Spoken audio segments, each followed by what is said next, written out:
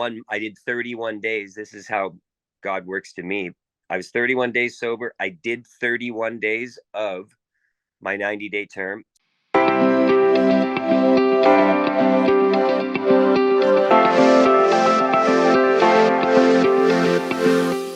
Hello and welcome to another exclusive interview by Recovery Today magazine, where first and foremost, we're a magazine of hope.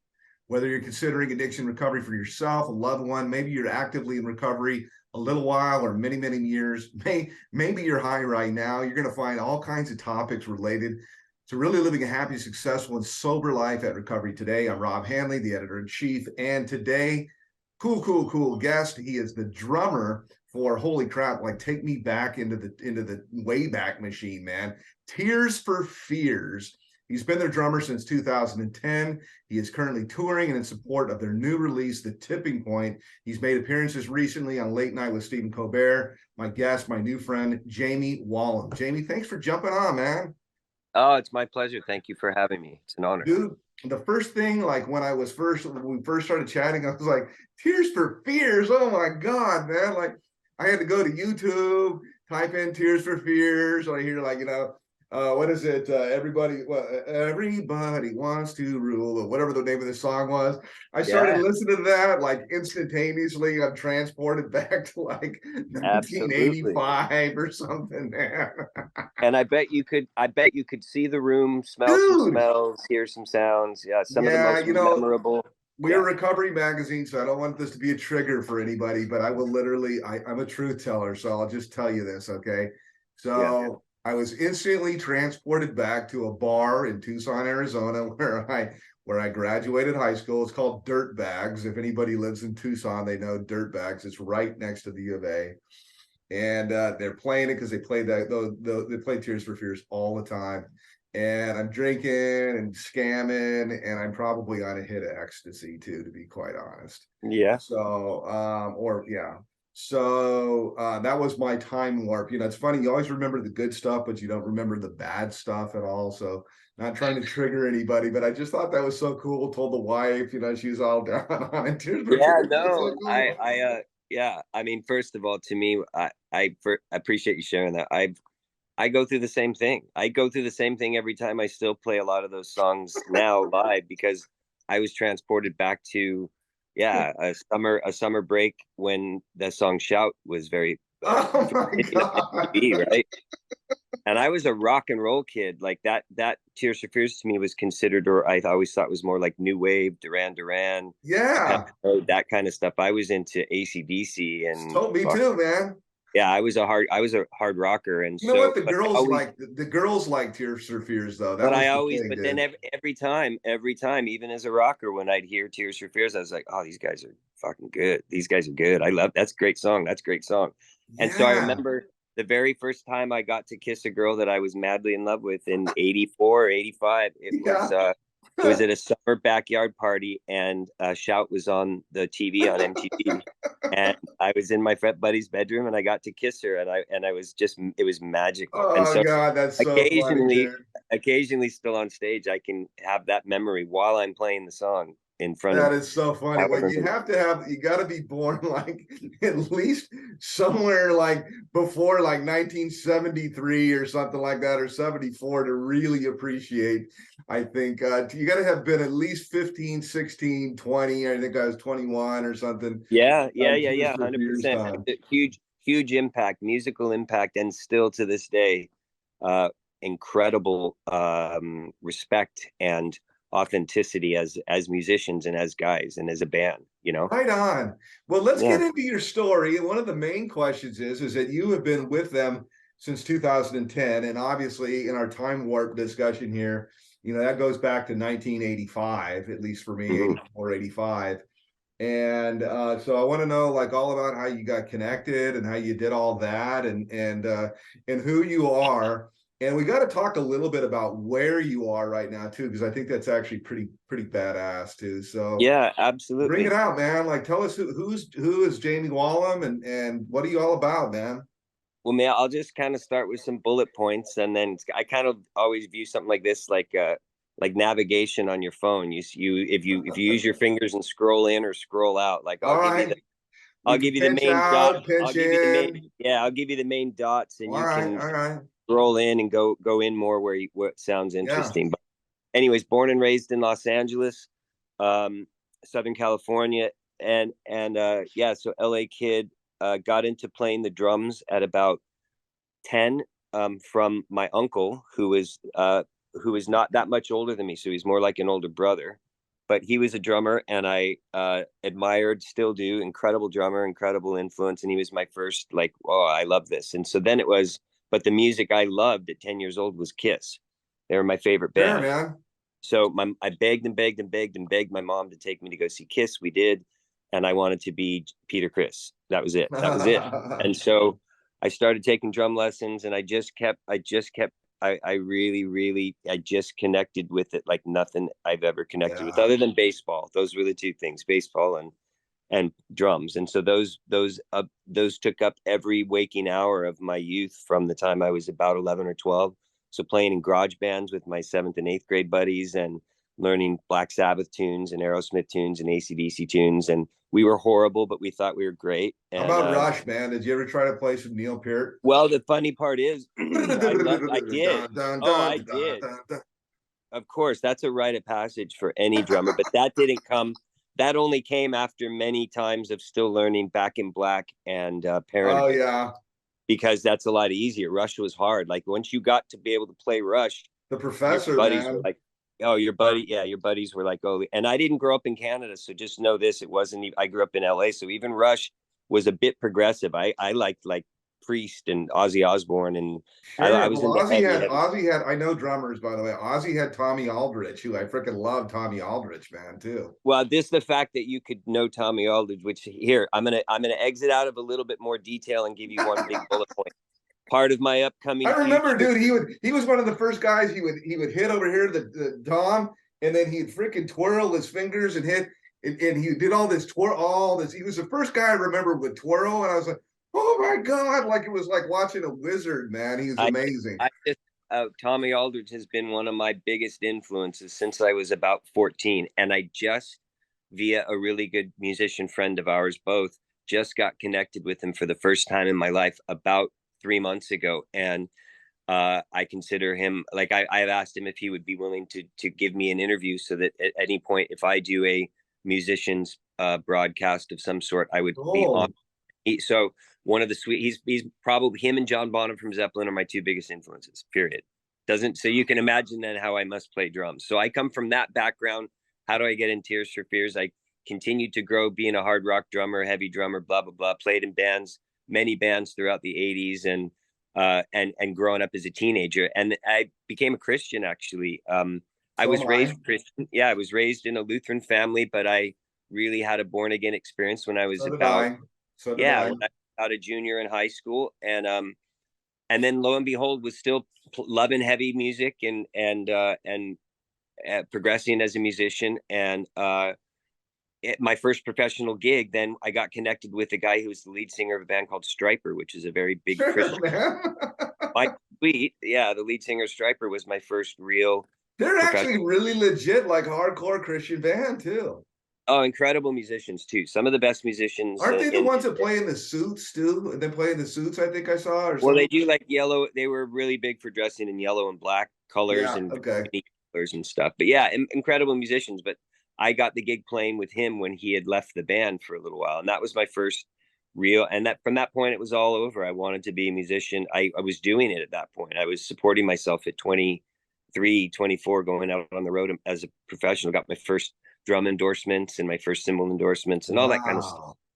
So yeah, I loved it. And then again, did that for about a year and a half, 2 years. Continued, struggled because again, then like any musician, it's like, how do I do this for a living? You want to do it for a living, but it's as a drummer and not a front man, or not being in a band, which I quickly realized there's a big difference between wanting to be a hired guy to go out and work and wanting to be in a band with your four buddies that you grew up like U2, and you want to, the Rolling Stones, the Beatles, you want to be a band. And there's very few bands these days. It's just the business of music. It's a jobby job. So you're kind of more interchangeable, like oh yeah, like we got, let's get this guy in instead, or you can't, like, you're Yeah, interchangeable as the front man. exactly. You can't, it's very difficult to interchange. And interestingly enough, even when the situation with Tears for Fears is a unique one, because you might think, well, those guys are pretty, not the two, not Roland and Kurt, but the rest of the band must be pretty interchangeable,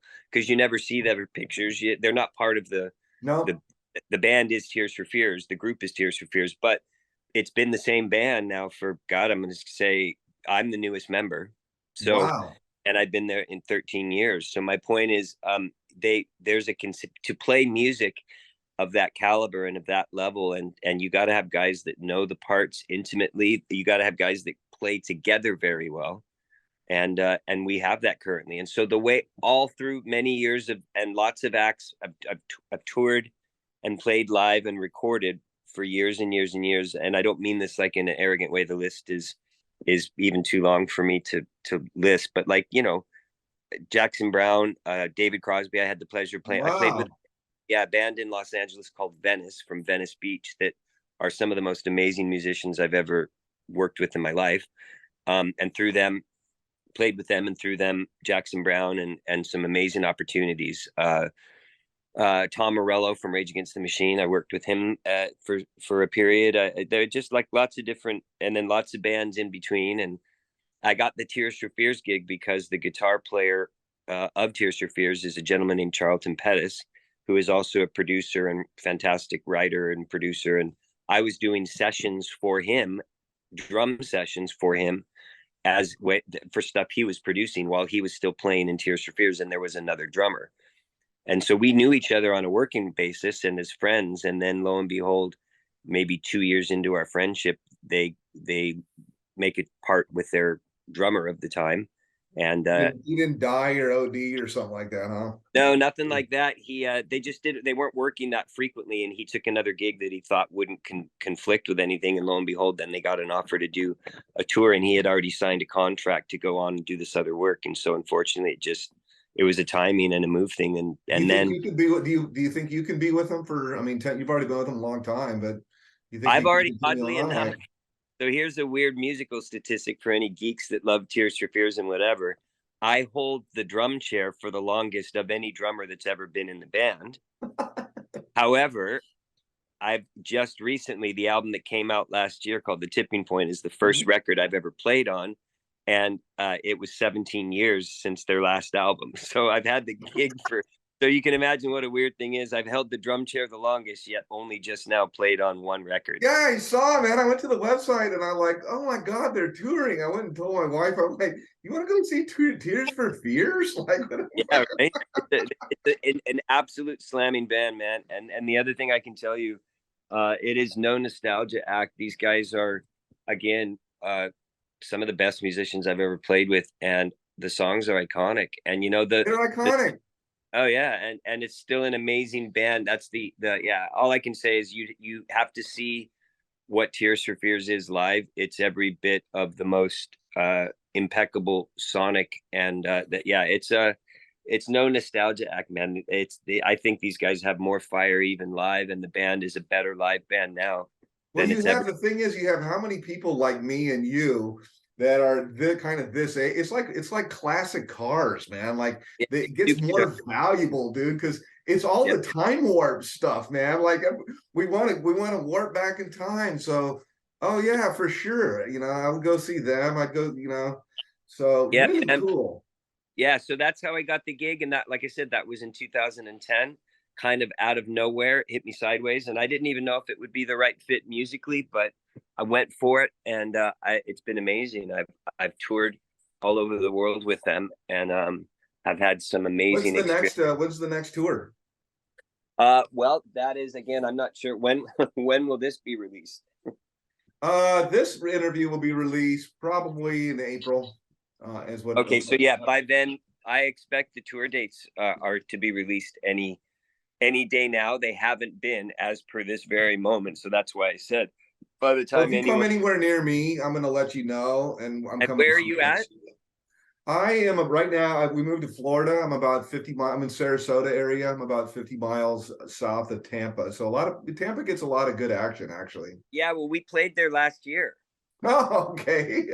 That's the thing. We played there last summer on the tour that we did, and now the tour that we're that is coming up. It's about to be announced. Starts in mid-June, and we're going back through the spots in North, because again, that tour was booked in the height of COVID and performed, and we still performed it while it was all kinds of restrictions, right? So it was Yeah. mayhem, and all those things have changed now. So we're going back through North America to a lot of the spots that we didn't hit. And unfortunately, I don't think we get anywhere back near Florida because we did that on the last tour. Oh But the dates no. will be announced. You and I will be in lots of touch, and the dates will Yeah, be yeah. announced if there's anything that comes close enough for you to even Sure, man. consider I it. can go somewhere and the wife and I can get away. So you're Yeah. kind of taking us on a little tour. I guess first of all, geographically, tell everybody because I'd assume that you were in LA, at first, and you're not. Okay, so let me do this. Can I ask a huge question, Rob? Yeah. Can we pause for literally 40 Yeah, we can seconds? pause. We can cut it all out. So hang on one second. Let me hit pause. And for the editor, we are back and rolling again with Jamie Wollam. So where were we? I With almost where lost my track, man. I was walking around where I'm at, literally, I think is what you were. Where are you? Yes. Yeah, I am located now full time for the moment.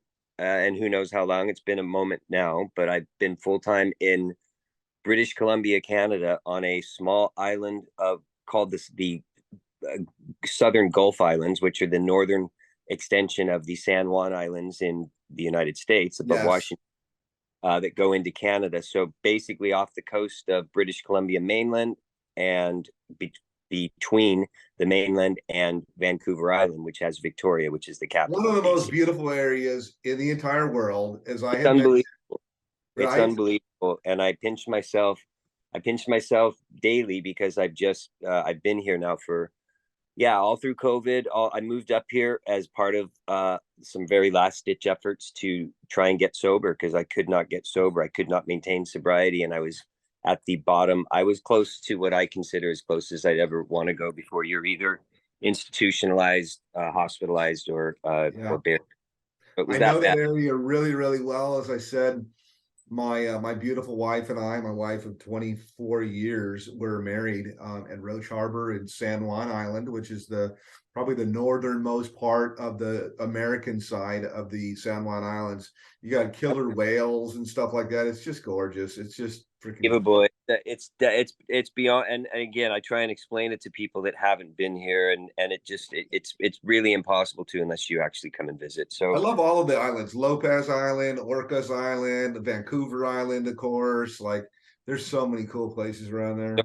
Spring Island is the island that I live on, and uh, I just completed building a tracking room here, so I can do remote recording sessions at a top notch professional level for albums and whatever from here, and also teach and I write music and do production and like to help create music with up and coming writers and performers that I come across, and so just creating and writing music too.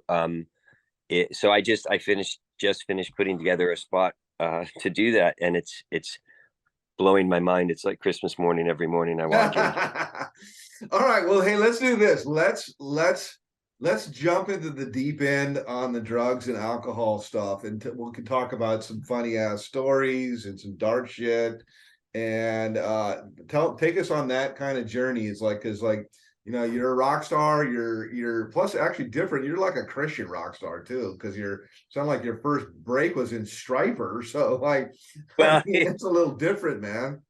my first break wasn't in Striper. My first break was from meeting the guy who was the lead singer of Striper, and then Oh, okay. playing. It was all still in the same time, and that during that time of my life, I was not partying. I had already considered, if you believe this or not, which is true, I had already considered when I sort of became born again, if you would, or really accepted as more with an adult vision of what God is or Jesus Yeah. was to me.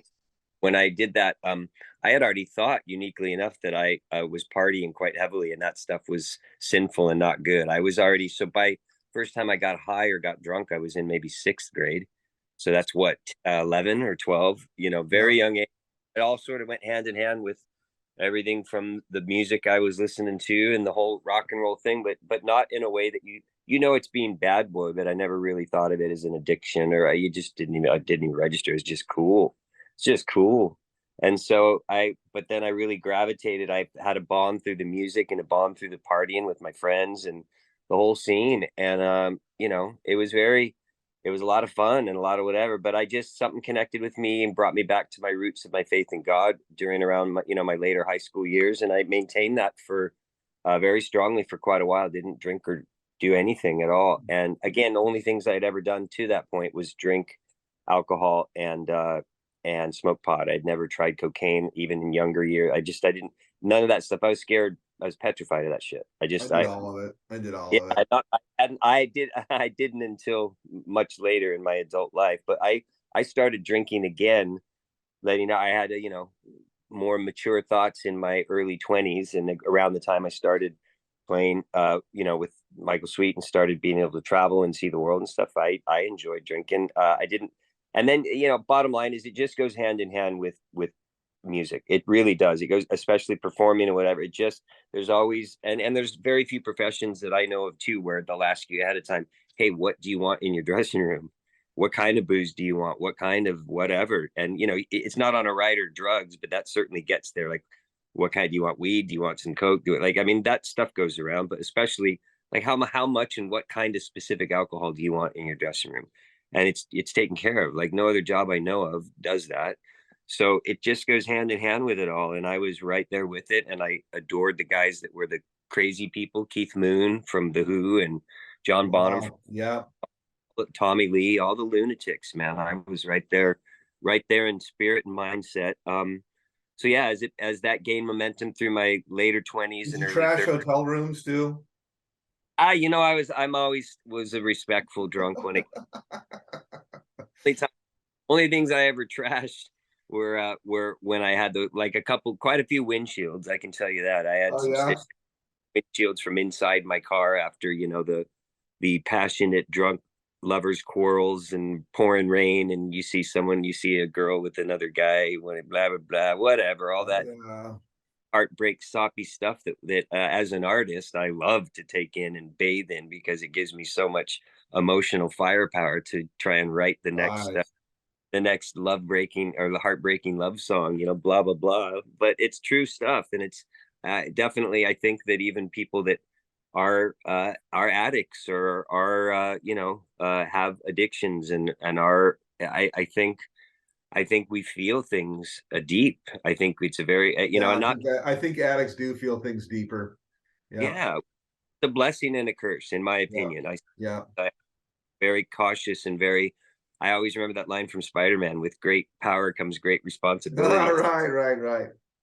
Navigate that stuff clearly, or I can really go down some dark holes, and all in the name of letting myself feel it. But then very easily, I'm an alcoholic and an addict. I can come right back to feeling it so much that I don't want to feel that anymore. I need to medicate, and that's where the disease plays its part. But bottom line is, yeah, I got heavy into it, and I went deep, man. I'm considered OG. I put it that way. I'm OG, man. I am alcohol was my poison and will always be the thing that I will consider myself forever an alcoholic and an addict to alcohol. So drinking was anything else that I ever did always came secondary after. I never liked smoking pot for just smoking pot. I always had to have a few drinks in me. And I might, take a hit and then I was introduced to cocaine for the first time only when I was probably in my early 40s, late 30s, early 40s. So late to that game. And luckily, because late to that game when I didn't have money to get into that game. So I probably almost assuredly would not be here if I had a fairly deep resource of wealth to support getting more into cocaine. Because what I did get into, I immensely I like Coke a lot, man. Liked it a lot. Absolutely. There's no way I can go back to it and ever think that there is a recreational use of either cocaine or alcohol for me in any way. Those just man, I just liked it too. I liked it too much, man. Thing. So that for me is the turning point for me is I gave up I actually surrendered. I didn't try and fight it or outsmart it or discredit it or whatever. I actually literally handed over my weakness or my inability to control my likeness, my liking those things right back to it. And I just said, you win. Like I can't, I don't, you win. I won't, I can't beat you. I never will. You win. I just can't have you So in my life. what was kind of the low or the bottom or the turning point, or like how did it happen where you had this revelation and this epiphany saying like, all right, that's, I need to shed this skin. This isn't going to be who I am. Where tell me about that spot, man. Yeah, man, absolutely. Again, through about a really pretty quick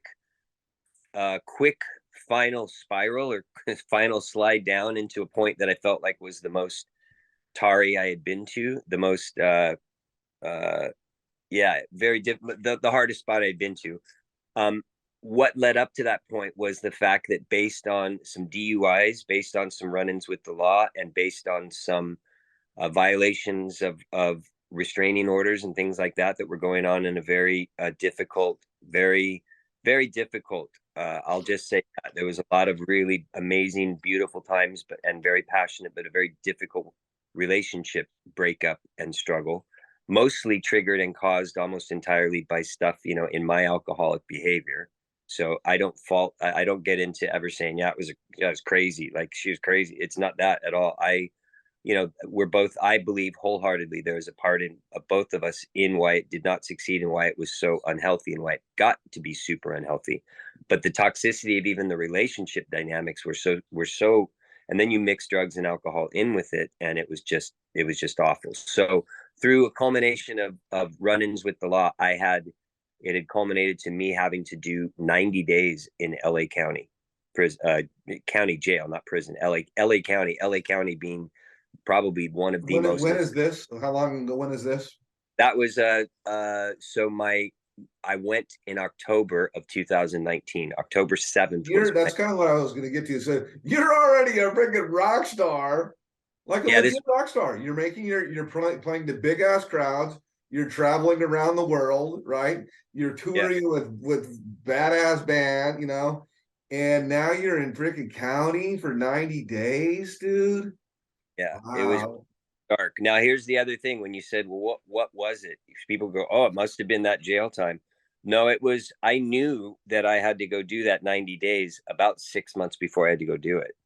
So imagine living with the knowledge you got to turn yourself in because the judge allowed me to go out and do another tour uh in my time. Great.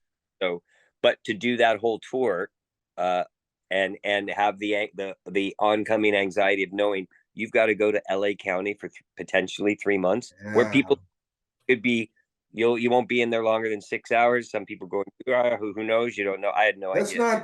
That's not like Mayberry MSD or whatever it is, Mayberry NFD, North Carolina, man. That's like It's you can it's get hardcore. hurt, you can get messed with. Like LA County, there's like some bad people in that jail, right? I don't. That is the one thing, as I told you even previously in our beginnings to talk. Like I am an open book, and even about that experience, I'm fairly open. But I will say this: that is the pretty much right now. I mean, coming since we're on it, that's one of the only very few things that I reserve very my own personal discretion over what Yeah, I we ever don't need share. to get into it. I will tell you one thing though, man. And I'm sorry that you had to do that. And I'm No, also but can I tell you what yeah. I want to make sure I clarified about that was quite important. I talk about like what I can say is that that you everything that you sort of think as a stereotypical thing you might see in a situation like that, I probably either saw directly or saw the essence of or how it worked, and I'm thankful that I did. I ran. Put it this way: at my age, this was only this was 2019, and it was 4 years ago. I'm going to be 53 this year. My point is, Oh man. they called me the OG. I was original gangster. These guys were in their most guys were from 18 to 24, and they were thugs, man. They were some hardcore They didn't guys. care that you were like a freaking rock star and whatnot. Did they? Well, you got to realize too. Funny part is I didn't know going into it. Do I walk around? Is that going to work to my advantage, or is that going to be the first thing that someone wants to do? Is break the nose of the guy who thinks he's a rock star who's now in here? Oh God, And dude. it's a weird game to play. Lots of those kind of interesting things. I am seriously. We can talk about this Maybe they'll too. But break your fucking fingers or some shit like exactly. Maybe, but I've thought about writing a book about some of the interesting things that that. CrossFit Ah, that I dealt with. Yeah. So, but no, it was that experience. So let me just say this: knowing that was oncoming was the primary reason. It was I'm either gonna die. I'm gonna try and move somewhere far away, not Canada. I'm talking like, somewhere in the outback of freaking Australia. Bangkok or someplace. Exactly. Ever or I got to go face this. And the answer was I got to go face this, man. I got to go face this because I don't want to die. I have kids. I want to see my daughter get married someday. And yeah, I still have life to live. And so I got sober 30 days before I went down. When I turned myself in and had to go do my time, I was 31 days sober. And then I did 31 days. This is how God works to me. I was 31 days sober. I did 31 days of my 90-day term. So what And I was it though that actually made you stop? I don't understand. If you knew it was coming off as talks I for some weird reason, for me, the answer is ultimately God. But if you're talking about the specific moment that hit me the strongest, it was that I knew I was going to do this. There was no turning back, and I did not want to detox during the intake process of fucking LA County. yeah. Did you go to AA? Did you go to like a meeting or a church meeting or what did I you do? didn't go. No. I had been in and out of meetings like that. I had been in and out of recovery for going on seven. Rehab, did you go or what was it? Oh, I've been rehabs numerous times, hospitals numerous times, in and out of sobriety. I would lie. I would. Oh, I first time I ever walked into a room of recovery, so to speak, was 2011. So my point being, I didn't get sober till 8 years worth of the longest I ever honestly got sober time wise was about 3 or 4 months. But I lied about it. Of course, I told people, and went to recovery meetings, took dirty, chips and things of that nature, and lied about it all over the place while I struggled and lied and was still had my claws dug into so much. I wasn't willing to surrender the power, like I said, too. So that, yeah, but ultimately it was the feeling of the fact that I knew I didn't want to have to detox because I knew it was going to be ugly. And so I did it at up here. I had already moved to Canada. That was the other thing. My life had gotten so bad, I had nowhere else to go but to come up here.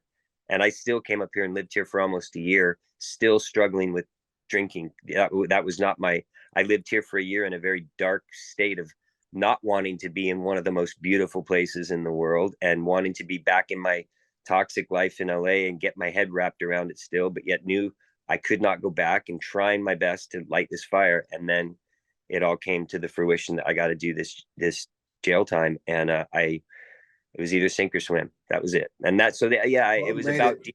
mainly detoxing, and I made it. And like I said, lo and behold, that was my sobriety date is September 4th of 2019. That was the last time I took a How drink. is the relationship with your daughter now? My relationship with my daughter is incredible. It was very, very, very damaged for a good 4 or 5 years. I didn't speak or see my daughter in any capacity for over 3 years, and that was gut wrenching. And that was again what continues, very understandably, continues the cycle of addiction, because it was like I felt like I got to the point of standing at the bottom of Mount Everest, looking up at it, not wanting to just die, but looking up at it going, there's no way, there's just no way. I don't even know, I can't do it, there's no way, where do I start? And then it just hit me though, you just start, just take a step, then take another step, and then you just keep, and you're going to slip, and you're going to maybe chip a tooth, and you're going to hit your face on the ice, and you're going to keep going, but you just keep going, like, don't go backwards. And eventually, as you start going up, I'm like, wow, if I turn around, I can see how far I've come. I can actually see, and I look out and I can see the top of the town, and I'm like, wow, this is wild. And I just kept going forward. And then life, I say this jokingly, but again, this is the relationship I have with the God of my understanding. I believe COVID, I apologize to the rest of the world and will profusely. COVID was absolutely God's way of, and unfortunately, the rest of the world got affected, but it was God's way of helping me stay sober. because I was not able to tour or go back out on the road, thinking I had my shit together and fall on my face again. So I worked at a lumber yard in on Salt Spring Island for 2.5 years. Got a crane license. I was craning humongous loads of lumber, driving. Rockstar drummer, like moving logs around. Yeah, that's it. And that's been my life up until we went back out on the road last year. And that was the first tour I did sober.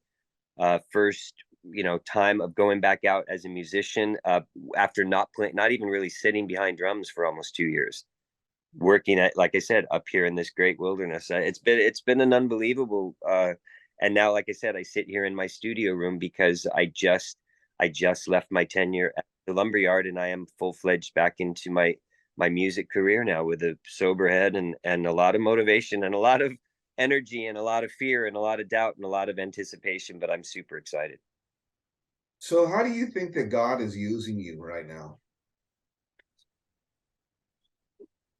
The way that makes sense to me, how I equate it or what it feels like, is that having the ability like this, as well as a few other avenues that have opened up, and to share in all honesty about what I've been through, and not share that in a way where I either wallow in it or I joyfully, magnify the dark stuff. It's just about being real. And the fact is, I pretty much have learned, and so if this is selfish, then I'll take it. It helps me stay sober and in recovery to talk about my sobriety and or my lack of it at many times, and be really upfront about it, because most of the time I find we've all done the same things, or maybe the chess pieces look different, or the game pieces look different, but it's kind of all chess when you're dealing with the issues of addiction and recovery. And so there's so many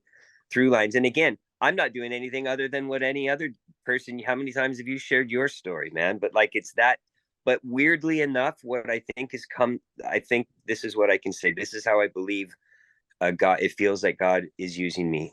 And I hope he's using me, is that I've invested a lot of years and I have a lot of experience in doing the one little niche of what I do as a musician, as a professional drummer and a touring slash studio drummer of many years, is I have a lot of connections, and I have a lot of people, and I have people have a lot of respect for things that I've done and music that I've made over years. And I've always sort of still considered, I'm a tourist. Like, what am I doing, man? I played with Tom Morello, and yet I'm the biggest Rage Against the Machine fan in the world. Do you know what I mean? Like, stuff like this, I just go, wow, I feel like I'm an imposter in this world that I always wanted to be in when I was a kid. And I never, in recovery, the connection I have with myself and the self-esteem that's been rebuilt and is being rebuilt, but with a fair dose of humility and always keeping myself grounded, which a place like this will be able to do too. You think you're the biggest rock star till you walk out and get the shit scared out of you by a deer in the pitch black because you didn't know, and it puts you in touch with, like, where I'm scared, like something creaks, and I'm like, oh, here I am, Mr. LA. You think it's a freaking bear, or it's a Sasquatch or a mountain lion? And I work and live with guys that are, that are every bit. First of all, is Sasquatch real? Yes or no? Yes or no? Yep. Easy question. He's real. Yep. Is he in the Vancouver Islands? Is there some Sasquatches there? Yes. Gotta ask that, man. 100%. I believe it 100%. I don't, and not like I'm saying I believe it. It is fact. You never seen him? No, but it's fact. But I always think of the picture, right, where he's walking. Oh yeah, I always a Bigfoot. So yeah, that was sort of it. And man, like I said, my relationship with my daughter is much. And when I say beautiful, man. Like, I've been. She lives in the DC area with her mom. Not to give her too much away, but how old is she? I guess I'd say. Yeah, 15. Oh wow! Wow, that's a tough age, man. You got a good relationship with her. That's good. Yeah, I'm super excited. There's nothing as cool to the 15-year-old girls about their dads. I will tell you, at 15, there's nothing cool at all. Yeah, I agree. That's good, man. You got to be very, very proud of that. What is Yeah, your favorite thing about sobriety? Maybe that is your favorite. Maybe we just hit it. I was going to say, maybe I'll say, what's some of your favorite things about having a new lease, having a second life about sobriety, man? that's an excellent question. And I think, yeah, I'd say, because I have a son too, my son Carter from my first marriage. He's 25 now. So, you know, I think being a father is my greatest joy. I think I can explain this very quickly. And I think this is the part of earlier when you said, how is God using me? Maybe people are relating to my level of just going, I think we can all experience this as a father. So anyone who's a father can equate to this, like with the damage that I've actually done. And, I don't say that to beat myself up. I say an honest reality of helping trying my best to clear wreckage and develop new pathways with my children as they're older now. And those years I won't really get back too much more. So it's about being consistent. It's about showing up. It's about rebuilding a lot of trust. And that's not always easy because again, my emotions want to get in the way. Sometimes my own, well, what about me? Look at me, or I've done this. Look at me. It's been, well, in the big picture, it takes a lot more consistency and a lot more patience and a lot more resilience to navigate a restoration than it certainly did to damage it. That was Yeah. pretty easy and done very quickly and with a lot of really unhealthy stuff on my part. And so, I don't have, I can say this, and I don't think this would be denied. I don't have an easy co-parenting relationship. As a matter of fact, it only exists when necessary right now between her mom and I, because I think it's just better that way. I think, and I vacillate as a human being between getting really angry at that and feeling that's really unfair and wanting to fight back and wanting to do all this stuff. And easily, the moment that goes one step further, I think about and I'm drawn back to my behaviors that have earned me the need for her to have space and very little communication or trust. And what would I do in that position if the roles were reversed? I'd be incredibly protective of my child to this person who has exhibited many, many times that they were incapable of having any control over their abusive behavior, and substance abuse. And so it's, I can, so if that makes Always sense. But boils down to trust, man. Trust is the central thing. It's all about trust, dude. And that doesn't just by saying I'm sorry, that's not the same thing as trust. Trust only comes over time and actually showing yourself to be trustworthy over a and long ass period of time. and your actions, right? And the funny part is it comes through, like you said, and imagine this, you just hit it on the head. Even just saying blah blah blah blah blah, it takes the behavior and the backup of your actions, even primarily. So imagine saying you're sorry numerous times so you say you're sorry, you still don't have anything to back it up. You make it worse. You say you're sorry again, this time much more passionately. They extend some level of trust. Nothing changes, or it even appears, maybe it even scarier does appear to change for a very short time, then just goes right back to another gigantic atom bomb. And then they come back again. And you maybe do that a third time if you're weak and have your own issues. My point is, you can see how quickly and how difficult that navigation process is. But what I have decided, and what I also know in my recovery today, is that I won't let that derail me, because I'm not the same. I'm not the same person. I'm not the same person. I am the same person, but I'm definitely not operating behind the same or with the same fuel in my system and with the same motives and with the same self-bent intentions and extract. I lived by the motto that and still sometimes this is the flag thing that I have to be careful how much breeze I let into the flag, or the sails. I've always lived my life saying, I wanted to say, do you remember when, or do you remember that time, instead of if I only woulda. And that's a really, some people can go, that's what's wrong with that. And I'm like, well, a lot, when it doesn't matter, when you don't consider repercussions to other people and yourself and whatever. Like, there's a lot wrong with that, if because and that's still a part of my existence. I think what fuels me to keep doing what I'm doing and keep being a part of just being an entertainer in a certain way is it takes a certain amount of, but my brain's wired that way and probably always will be. So yeah, I mean, I think the central thing in most any relationship breakdown, whether it be, you know, husband and wife or your exes or even with your kids and even with yourself, I think the number one common denominator of all of it is trust. yeah, And specifically, I don't mean cheating on a spouse. That's sure, that's trust also.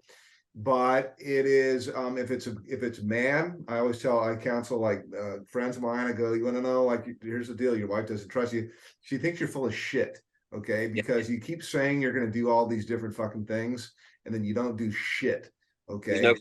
Or fear. anything. It could be I'm going to fix this or fix that or do this or do that or whatever it is. If you really want to have solid kind of relationships, you absolutely must become uncompromising on your word. Your word is fucking bond. Like if you say it, that shit goes in the bank. And if you can't perform it because you can't do it, some stuff comes up, then you inform whoever. You know, I remember when I was trying to fix some stuff with my wife a few years back, and I had all these things. I was going to fix the fence, fix this, do this, and it was stuff from fucking years, man. And I just made a list of it. I started knocking that shit out. I was like, yeah, I'm going to get the fence fixed this weekend. And then guess what? Saturday I was to the lumber yard. Or if it was raining or something like that, I was like, yeah, like I did all I could do or whatever. It wasn't like she even cared because it had been years, you know. I was like, but I had to stop, but I'll finish it next weekend. And then I did. Or every single freaking thing. So trust, if you're trying to win, if you're trying to turn back, why don't they trust me? I apologize. Why don't they give me a second chance? That's not the same thing. You can have contrition. You should feel sorry. We also want to know why you feel sorry, by the way. Are you sorry that you got caught? Are you sorry that you got caught? Or are you sorry about the shit that you pulled and the damage that you did? Those are two different things. And then there is forgiveness, which comes from the offended person and is not necessarily because the other person earns it or deserves forgiveness. That forgiveness is for you. It's not for the person that offended you. That's the one thing I always tell people too. But then it comes back around to trust, and that is only built up by a whole freaking string of things that you said you would do, and then you did them over and over and over and over and over again until finally it's like, all right, well, yeah, maybe I can trust you, man. Like, so that's my big mantra on trust and forgiveness and stuff. So I'm cool. That's awesome that it's working in your life. Like that I appreciate you taking the time to not only share that, but to enlighten myself and anyone else that is listening. I couldn't agree more. And I think it's the basis and like you said, it comes in so many other forms than the simple form of fidelity between partners. That's and obviously a very common one and but I even think that one comes secondary to the lack of trust that happens between partners when either one of them, for some reason, that can get broken and or not established in, you know. And part of it too, man, I got to tell you, it's just about trust in a relationship. To me, means you have the security or you have the strength to know that you can be fully yourself with that other person as you're ready and as you feel comfortable. But those moments of like, like the trust fall? Can I fall back and say this thing that I want to say and be open about it, but say I'm coming at you because I want to talk about it and I want you to know how I feel, or I want you to know. They have to be ready for that too, though, man. They have to be ready to catch you. Just because you're like, hey, let's do a trust thing, and I'm going to back up and fall. You know, I'm going to back my dump truck up and just pour it all yeah, out. dump some shit out on you. You better let's see if you can catch it. You know, because we need to increase our intimacy. They got to sign up for that. Of course, dude. I love talking with you. You are a deep, interesting person, and I love talking to deep, interesting people. Thank you. I absolutely want to come out and see you when you're touring. 100%. And in the meantime, though, for everybody else that is watching, like, what's your social? How do they hook up with you? All of that stuff. So I'm still working on a website is under construction right now because there's a lot of big changes. But people will look at this down the road. What's that? What's the website going to be? Yes, it'll be, I believe, and again, it may have, but it's going to be jamiewollam.ca because it's a kit since JamiewOllam, jamiewollam.ca. The Canadian version .ca. Correct. Okay. Yeah, I had jamiewollam.com for a couple of years, and then when some stuff went into hibernation, lo and behold, it went up for renewal. Freaking dirty dog stole your name. Someone else owns piece of shit, man. I want to find out who it is. Who does that shit? That's my name, man. You can't. That's trademark. Well, what's your social? Exactly. So then my Instagram, James Wollam. Yeah. So again, someone had Jamie Wollam. So James Wollam is my Instagram, and Jamie Wollam, same spelling, is my Facebook. Okay. Probably the easy ways, and then the website. And there's lots coming up. Like I said, I'll be out on the road from the beginning. Yeah, June, July, and August to start, and then back here in my studio. And I love to anyone who hears this who would want to reach out. I love corresponding with people, to talk at people in need, people who are in recovery, people who are searching recovery, people who have questions, people who have comments. I just like being real, and I appreciate what you said because you're very real too. And this has been my pleasure. And again, thank you. Thanks for being patient with me. Right on, man. Well, outstanding. As you can tell, Jamie and I, fast friends, we could just chat and chat and chat, but we got to land it.